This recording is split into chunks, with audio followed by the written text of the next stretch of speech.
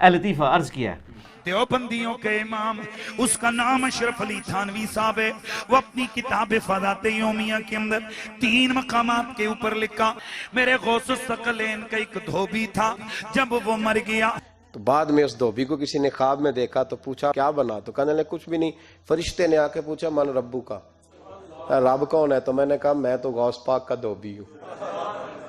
منکر نکیر آئے، انہوں نے آ کر سوال کیا مر ربو کا، کہنے لگا عبدالقادر جیلانی کا دھوبی ہوں. کہا ماں دینوں کا، تیرا دین کیا ہے؟ ارے کہا نا غوث پاک کا دھوبی ہو. پتہ نہیں آپ کو بھی اتنا ہی مزہ آ رہا ہے جتنا مجھے آ رہا ہے. پوچھا ماں کن تو تقول بھی اتحاد رجل، اونچی کہنے لگا اتنی پہچان بھی نہیں، گناہگار آدمی. حضور غوث پاک کے گھر سے کپڑے آتے تھے دھو دیتا تھا.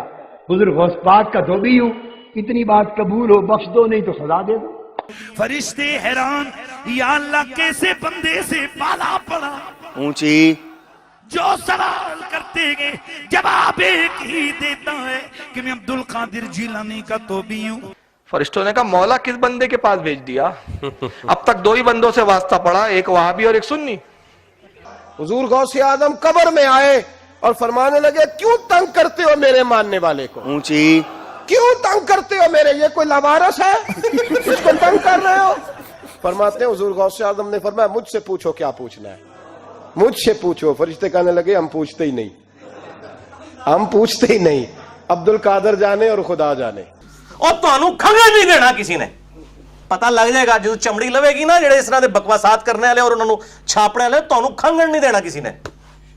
جیسے ہی پوچھنا تھا وہ دھوبی جلال میں میں جب سے بول رہا ہوں مجھے نہیں معلوم، بس اتنا معلوم کہ غوث اعظم کا دھوبی ہوں، اتنا ہی معلوم کہ آگے کچھ نہیں معلوم، بس اب کچھ نہیں پوچھنا. یہ پاگل ہو گیا، باولا ہونے کی علامت ہے اس. چوتھا سوال ہے نہیں، ان لوگوں پوچھتے نہیں، اس کا جلال دیکھ کے واپس چلے گئے نا. حکم ہوا، تھانوی صاحب لکھتے ہیں کہ حکم ہوا فرشتوں اسے جنت لے جاؤ اونچی کہ یہ میری عبدالقادر جیلانی کا دھوبی ہے. پتہ نہیں آپ کو بھی اتنا ہی مزہ آ رہا ہے جتنا مجھے آ رہا ہے. رب کی بارگاہ سے حکم ہوا اے فرشتوں، وہ اگر ہمیں نہیں جانتا تو کیا ہوا، ہمارے محبوب غوث اعظم کو تو جانتا ہے. اس دھوبی کی بخشش ہو گئی، دھوبی کی بخشش ہو گئی. اونچی اس پر تھانوی صاحب لکھتے فرماتے کہ اس کی بخشش ہو گئی. اور کیوں ہوئی؟ کہتے ہیں کہ دھوبی کا بار بار یہ کہنا کہ غوث پاک کا دھوبی ہوں اس کی نسبت کے کبھی ہونے کی دلیل تھا. لیکن یہ مرنے کے بعد پتہ چلے گا، جو مولا علی علیہ السلام کا قول ہے کہ انسان سویا ہوا ہے جیسے ہی مرے گا تو جاگ اٹھے گا. اوہ یہ کیا ہوا؟ اونچی تو یہی کچھ ہی ہونا ہے. وہ اللہ دے بندو کسی وڈے تے وڈے امام نو بھی قبر کسی نے کھنگن نہیں دینا، ادھر تے حالت ہی کوئی نہیں ہونی. ٹھیک ہے کہ جائے گا کسی کی قبر میں پہنچ جائے گا، سب کچھ جھوٹ ہے. تو یہ ہوائیاں اڑ جائیں گی مرنے کے بعد، پتہ چل جائے گا کہ جناب یہ، وہ کہتا نہیں پتہ لگ جائے گا کہ آگے جا کے پتہ نہیں لگنا، تو انہوں لگ پتہ جانا ہے. ٹھیک ہے، لیکن اس وقت ایک بندے کو مرنے کے بعد پتہ چلا کہ غلام احمد قادیانی دجال تھا، اب وہ کہ یا اللہ مجھے دنیا میں دوبارہ بھیج دے، میں دوبارہ اپنے آپ کی اصلاح کر لوں. نہیں، بخاری مسلم میں موجود ہے، میرا یوٹیوب پہ کلپ ہے، قبر میں 3 نہیں 4 سوال. بے شک. تو وہ سوالوں کے جواب آپ نے خود ہی دینے ہیں اپنی قبر میں. مر ربو کا، ماں دینوں کا، کوئی کسی کی طرف سے دے ہی نہیں سکتا. اس میں تو الفاظ ہے یا جواب دے گا یا نہیں دے گا. اگر بخاری مسلم میں کہیں ہے کہ کوئی اور آگے دے دے گا تو ہمیں دکھائیں کہ جی میں غوث پاک دا تو 20 ہاں.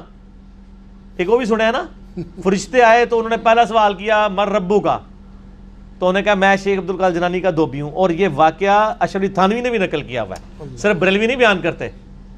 یہ پتہ نہیں کس نے کیمرہ بیچ میں فٹ کیا ہوا تھا. روایت کون کر رہا ہے؟ ماں دینوں کا دھوبی، کہتے ہیں جی 300 فرشتے پریشان، فرشتے نہیں کو پریشان ہونا، ایک لائی ہے. بخاری مسلم میں الفاظ ہیں جب تینوں سوالوں کے جواب نہیں ہوں گے نا تو فرشتے پوچھیں گے تو نے یہ سوالوں کے جواب کیوں نہیں ہے؟ وہ کہیں گے میں وہی کہتا تھا جو لوگ کہتے تھے. تو فرشتے کہیں گے تو نے خود علم حاصل کرنے کی ضرورت مطلب کیوں نہیں کوشش کی؟ پھر ایک گرز ماریں گے وہ زمین کے برابر ہو جائے گا. ٹھیک ہے نا، تو گرز مارن گے، اللہ کو نہیں جاؤں گا نہیں، فرشتے اللہ کو ٹور گئے، اللہ ایک بندہ ہے اوکھے ویلے بزرگ کام آتے ہیں. وہ بندہ تسی میرے والے کر دو نا، فرشتے تو چھڑ دو، فرشتے تو سرما بنا کے رکھ دیں گے ہوتا یار نہ کر. تو اللہ نے کہا نہیں ٹھیک ہے، انہوں بخش دیتا گیا. غوث پاک کا دھوبی کیا، نبی علیہ السلام کا دھوبی بھی ہو، وہ بھی اپنے مال کے مطابق اٹھایا جائے گا. بخاری مسلم میں الفاظ ہے مدعم نامی ایک غلام تھا نبی علیہ السلام کا, اونٹ کا کجاوا کستا تھا, آپ کو وضو کروایا کرتا تھا. غزوہ خیبر کے موقع پہ ایک نامعلوم تیر لگا, وہ شہید ہو گیا. صحابہ نے کہا بڑا خوش نصیب ہے, شہید ہوا ہے. آپ فرمایا تم اسے شہادت کی خبریں اور یہ سنا رہے ہو, خوش نصیب ہے, اور میں دیکھ رہا ہوں کہ اللہ تعالیٰ نے اس پہ آگ کی چادر ڈال دی ہے جو اس نے مال غنیمت کی ایک چادر چوری کی تھی. تو اسی غوث پاک دے تو بھی لے کے بیٹھے ہو, اوکھے ویلے بزرگ کام آتے ہیں. اور کوڑ مارنے بند کر دو. اور بخاری مسلم کے الفاظ ہیں, مشکات میں بھی مال غنیمت میں چوری کے بیان والے چیپٹر میں آپ کو حدیث مل جائے گی. صحابہ کہتے ہیں اگر کسی نے ایک رسی بھی اٹھائی تھی نا, وہ بھی اس نے بیت المال میں جمع کروا دی. یعنی لوگوں نے کہا یہ رسی ہے نا, اس کی خیر ہے, اٹھا کے لے. یہ صحابی میں فرق ہے اور عام آدمی میں. جب ان کو حدیث پہنچتی تھی فوراً توبہ کرتے تھے. یہاں لوگ پورے پورے پلاٹ ہڑپ کر جاتے ہیں لوگوں کے.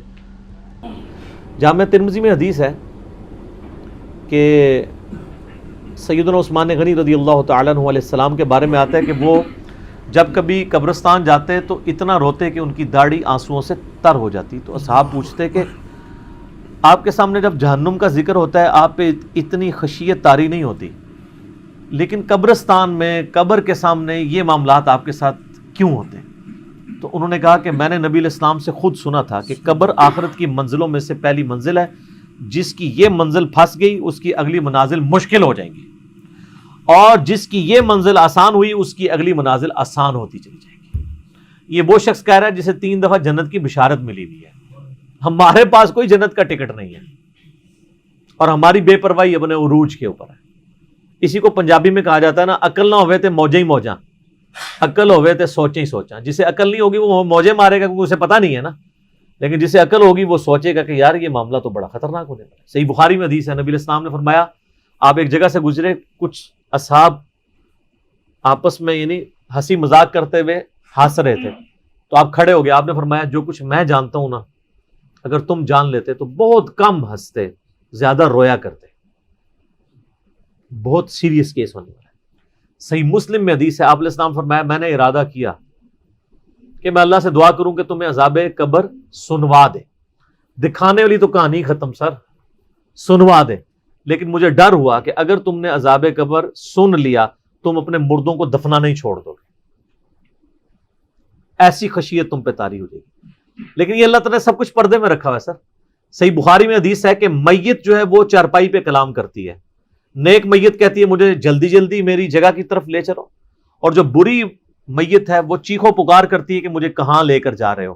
اور نبی علیہ السلام کے الفاظ ہیں صحیح بخاری میں کہ زمین و آسمان کی ہر مخلوق اس کی چیخیں سنتی ہے سوائے جنوں اور انسانوں کے, کیونکہ جنوں اور انسانوں کو اللہ تعالیٰ نے غیب کے پردے میں یہ چیزیں رکھی ہیں نا, اسی کے اوپر تو جنت ہے. ان الذین یخشون ربہم بالغیب لہم مغفرۃ و اجر کبیر.